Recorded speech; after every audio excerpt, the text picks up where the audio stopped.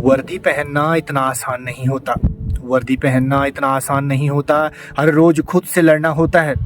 असली ट्रेनिंग तब शुरू होती है जब इंसान यह सोचने लगता है कि अब नहीं हो पाएगा। जी हाँ दोस्तों, ट्रेनिंग के दौरान कई बार ऐसी छोटी छोटी घटनाएं हमारे साथ घटित होती हैं जब हमें यह लगने लगता है कि शायद मैं अब इस ट्रेनिंग को पूरी नहीं कर पाऊंगा। दोस्तों, मेरी ट्रेनिंग के दौरान मेरे साथ भी ऐसी कई बार मुश्किलात आई। ऐसा कठिन समय आया जब मुझे यह लगने लगा कि मैं अब इस ट्रेनिंग को पूरी नहीं कर पाऊंगा। मैं तो यहाँ तक सोचने लगा था कि मैं अब इस ट्रेनिंग को छोड़कर घर भाग जाता हूँ। लेकिन दोस्तों, उस समय मैंने अपने उस बचपन के कठिन दिनों को याद किया, उस कठिन समय को याद किया जब मैं इस भर्ती की तैयारी कर रहा था। तो मेरे सामने किन किन प्रकार की कठिनाइयाँ आई। जब मैं वहाँ से निकलकर यहाँ तक आ सकता हूँ तो मुझे लगा क्यों नहीं मैं इस ट्रेनिंग को पूरी कर सकता। दोस्तों, आपने कई बार देखा होगा हमारे आसपास कुछ युवा ट्रेनिंग छोड़कर आ जाते हैं। दोस्तों, ट्रेनिंग के दौरान कई बार ऐसा मुश्किल वक्त आता है जब हमें दर्द भी झेलना होता है और कई प्रकार की कठिनाइयों का सामना करना पड़ता है। लेकिन जो लोग उस मुश्किल समय में अपने आप को मजबूत इरादों के साथ प्रस्तुत करते हैं और आगे बढ़ने का एक जज्बा रखते हैं, वो एक न एक दिन जरूर सफल होते हैं। तो दोस्तों, आज की मैं इस कहानी के माध्यम से आपको यह बताने वाला हूँ कि जब भी आप अपने सपनों की राह से होकर गुजर रहे होते हैं तो कई बार भगवान आपकी परीक्षा लेते हैं। आपके राहों में जो है कुछ कठिनाइयाँ जो है वो लेकर आते हैं। जो लोग उस मुश्किल वक्त में निरंतर आगे बढ़ने का प्रयास जारी रखते हैं वो एक न एक दिन जरूर सफल होते हैं। क्योंकि कई बार आपने देखा होगा कुछ लोग उस कठिन वक्त में अपने आप को जो है असहाय महसूस कर यह सोच लेते हैं कि मैं अब नहीं कर पाऊंगा, उस रास्ते को अधूरा ही छोड़ देते हैं। तो दोस्तों, मैं आपसे गुजारिश करूंगा कि कभी आपके साथ इस प्रकार की घटनाएं होती हैं, जब आप संघर्ष कर रहे होते हैं तो आपको थोड़े से और प्रयास की ज़रूरत होती है और आप जब उस समय अपने आप को जो है निरंतर प्रयासरत रखते हैं तो आगे चलकर आप जरूर सफल होते हैं। तो दोस्तों, मैं आज की इस कहानी को जारी रखूं या आगे बढ़ाऊं उससे पहले मैं आपसे गुजारिश करना चाहता हूं कि आप लोग मेरी वीडियो को रोज़ देखते हैं, लेकिन आप में से कई लोग ऐसे हैं जो चैनल को सब्सक्राइब नहीं करते। और आपको मैं एक चीज़ और कहना चाहता हूं कि अगर आपको मेरी वीडियो थोड़ी सी भी अच्छी लगती है तो इसे साझा ज़रूर करें, क्योंकि मुझे देखने में बड़ा अच्छा लगता है कि मेरे इतने लोगों का परिवार हो चुका है, यानी मैं इतने लोगों के दिलों में जगह बना पाया हूँ। इससे एक मोटिवेशन मुझे मिलता है कि मैं हर रोज़ आप लोगों तक एक वीडियो लेकर आऊँ। तो दोस्तों, आइए शुरू करते हैं।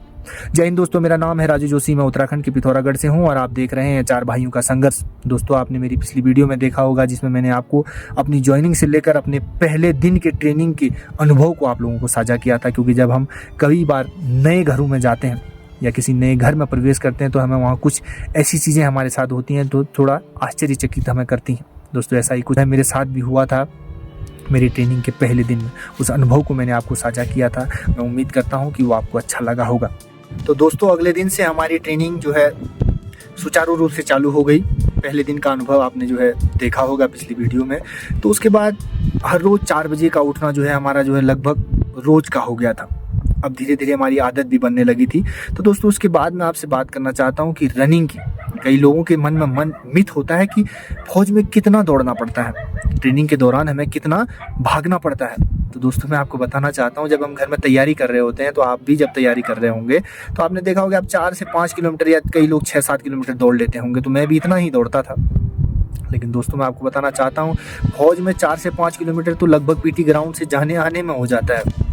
जब मैं भी ट्रेनिंग कर रहा था बेंगलोर में, 4 से 5 किलोमीटर तो मुझे पीटी ग्राउंड में जाने और आने में लग जाता था। उससे पहले भी हमें कुछ वर्किंग करनी होती थी, अपने आसपास की सफाई, फिर कहीं से पानी लाना है या फिर अपने ब्रेकफास्ट के लिए जाना है, आना है। तो चीज़ें इतनी दूर होती हैं कि आपका 4-5 किलोमीटर तो ऐसे ही हो जाता है। दोस्तों, जब हम पीटी ग्राउंड में पहुँचते थे तो तब तक खुद वैसे ही थके रहते थे। उसके बाद वहाँ पर हमें जो है रोज़ लगभग 45 मिनट तो होता ही है। कई बार ऐसा होता था कि 2-2 पीरियड भी हमें जो है सुबह फिजिकल के करने होते थे। तो जिस दिन 2 पीरियड होते तो उस दिन तो 10 किलोमीटर दौड़ना होता था, नहीं तो 4 से 5 किलोमीटर तो डेली दौड़ना ही है। उसके बाद फिर आपको और अन्य एक्सरसाइज भी करनी होती है। तो दोस्तों, ये तो सिर्फ पीटी का शेड्यूल था, ये जैसे तैसे निकल रहा था। उसके बाद मैं आपको बताना चाहता हूँ कि फौज में आपको लगता होगा कि जब आप भर्ती हो जाते हैं तो उसके बाद आपकी किताबों से जो है या पढ़ाई से जो है आपका जो है पीछा छूट जाएगा। लेकिन दोस्तों, ऐसा नहीं होता है।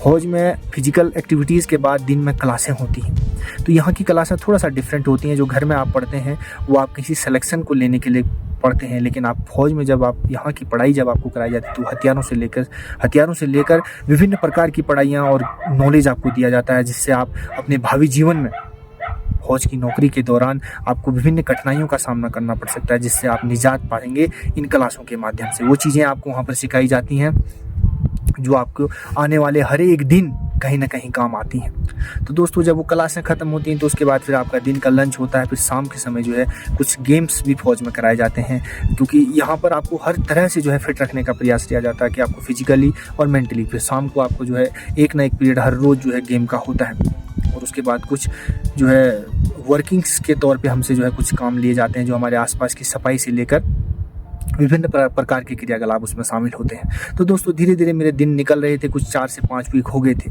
लेकिन असली कठिन समय तो फिर शुरू होने वाला था, जिसका मुझे बिल्कुल भी अंदाज़ा नहीं था। दोस्तों आपने सुना होगा ड्रिल। मैं अपने बारे में बताऊं तो मैंने उससे पहले सिर्फ ड्रिल नाम सुना था। ड्रिल क्या होती है और उसे कैसे करना होता है, इसकी तनिक भी जानकारी मुझे नहीं थी। दोस्तों जब ड्रिल की क्लासें शुरू होती हैं तो पहले दिन से ही पाँव में बड़ा विकट दर्द होने लगता है, क्योंकि सुबह उतना जो है पीटी करने के बाद और तमाम प्रकार की जो है एक्टिविटीज़ करने के बाद जब हम ड्रिल क्लास में पहुंचते हैं, वहाँ हमें फिर से दौड़ाया जाता है गरम परेड के नाम पर। दोस्तों हमारे लिए होने को तो हमारा फ़ायदा ही उससे हमें होता है, क्योंकि हमारे हाथ पाँव की सेफ्टी के लिए हमें उससे पहले गरम परेड कराई जाती हैं, लेकिन हमें उस चीज़ का अनुभव नहीं होता। हमें लगता है कि हमें खाली पागलों की तरह दौड़ा रहे हैं। तो दोस्तों जब गरम परेड होती थी, उसके बाद जब ड्रिल की क्लास होती थी, शुरू में तो एक पीरियड, बाद में जो है 2-2 पीरियड्स होने लगे। तो दोस्तों मेरे जो है शुरू के 1-2 हफ्ते तो इतना दर्द हुआ मानो मेरा पाँव जो है फ्रैक्चर हो गया हो। दोस्तों मुझे उस समय का एक वाक़या याद आता है, जब मैं उस्ताद को अपने पाँव के दर्द की शिकायत लेकर जाता हूँ कि वो क्या पता मुझे वो रेस्ट दे दें। दोस्तों उनका वो उस समय का कहीं भी एक लाइन में जो है आज भी नहीं भूलता। उन्होंने मुझे उस समय कहा था कि यह ग्राउंड का दर्द है और यह ग्राउंड में ही जाएगा। दोस्तों पहले तो मेरे समझ में नहीं आता, जब उन्होंने मुझे बताया कि जिस प्रकार ड्रिल करने से तुम्हारे घुटने में जो है दर्द उत्पन्न हुआ है, तो जब आप अत्यधिक मात्रा में ड्रिल करेंगे, डेली अभ्यास करेंगे, तो यह दर्द अपने आप गायब हो जाएगा। मुझे पहले तो लगा कि यार ये मजाक कर रहे हैं, कि ऐसा कैसे हो सकता है। दोस्तों आपने देखा होगा कई बार घर में पाँव में मोच आ जाती तो हम तुरंत या तो बेड पर लेट जाते हैं, रेस्ट करते रहते हैं, या फिर डॉक्टर को दिखाते हैं। लेकिन वहाँ पर उन्होंने जो कहा, मैंने कहा चलो देख लेते हैं। धीरे धीरे दोस्तों 1-8 हफ्ते में और जो है उसी पाँव के साथ डील करता रहा। मेरा तो मन यहाँ तक हो गया था कि मैं घर भाग जाता हूँ, लेकिन दोस्तों मुझे वो घर के ख्याल आ रहे थे कि वहाँ जाके फिर क्या करूँगा। जब मैं इतनी तैयारी कर यहाँ तक पहुँचा हूँ तो मुझे जो है आगे की ट्रेनिंग जैसे तैसे पूरी करनी ही होगी। तो दोस्तों होता वही है, 1-2 हफ्ते बाद मानो मेरा वो जो पाँव का दर्द था अपने आप कहीं गायब हो गया। उस्ताद की कही भी बात फिर मुझे ध्यान आई कि शायद उन्होंने सच ही कहा था, क्योंकि दोस्तों जब हम बार बार ड्रिल में जो है ग्राउंड में पैर को पटकते हैं तो हमारे घुटने फिर धीरे धीरे मजबूत हो जाते हैं और वो अपनी जगह ले लेते हैं। मेरे साथ भी कुछ ऐसा ही हुआ। आगे दोस्तों मैं ट्रेनिंग के जो हर एक क्रियाकलाप थे, जैसे दौड़ से लेके कई प्रकार की जो है फिजिकल एक्टिविटीज़ वहाँ पे होती हैं, कई प्रकार के कंपटीशन होते हैं। दोस्तों मैं आपको बताना चाहूँगा, मेरे निरंतर प्रयास के चलते मैं आगे चल कर हर जो है ट्रेनिंग के हर एक इवेंट्स में जो है पार्टिसिपेट करने लगा, और न केवल मैं अच्छे मार्क्स के साथ उनमें पास हुआ, बल्कि मुझे जो है कई बार तरह तरह से सराहा गया, क्योंकि मैं रनिंग में और जो है कुछ फिजिकल एक्टिविटीज़ और थी जिनमें हमेशा एक्सीलेंट आने लगा था। तो दोस्तों मैं आपको बताना चाहता हूँ कि जब भी आपके जीवन में कठिन समय चल रहा होता है, उस समय आपको सिर्फ थोड़े से हौसले की ज़रूरत होती है, थोड़े से धैर्य की ज़रूरत होती है। अगर आप उस समय अपने आप को संभाल लेते हैं तो आगे चलकर आपको तमाम प्रकार की खुशियाँ मिलती हैं। तो दोस्तों किसी तरह मेरी ट्रेनिंग का जो है लगभग 5 से 6 महीना गुजर चुका था, और अब मैं मिड टर्म ब्रेक की जो है पहली छुट्टी आ गया था।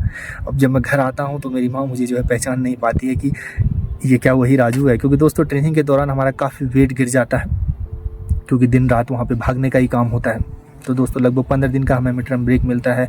उसके बाद फिर मैं पुनः जो है अपनी ट्रेनिंग के लिए उसी ट्रेनिंग सेंटर में आ जाता हूँ। तो दोस्तों आज के लिए इतना ही। कल मैं आपको जो है एक विशेष जो है बात बताने वाला हूँ, क्योंकि अभी तक हमारे घर में 2 सफलताएं तो हमें मिल गई थी। माता पिता के लिए जो एक सौभाग्य की बात तो थी ही, लेकिन कल जो बात मैं आपको बताने वाला हूँ वो मेरे माता पिता के जीवन का जो है सबसे बड़ा मोमेंट था, सबसे बड़ा पल था, जिससे उनको अपने आप में इतना प्राउड फील हुआ, इतना उन्होंने अपने आप को गौरवान्वित महसूस किया कि शायद उससे पहले कभी नहीं। उन्हें लगा कि शायद हमने अपने जीवन में जो कठिनाइयाँ झेली आज उसका ये फल है।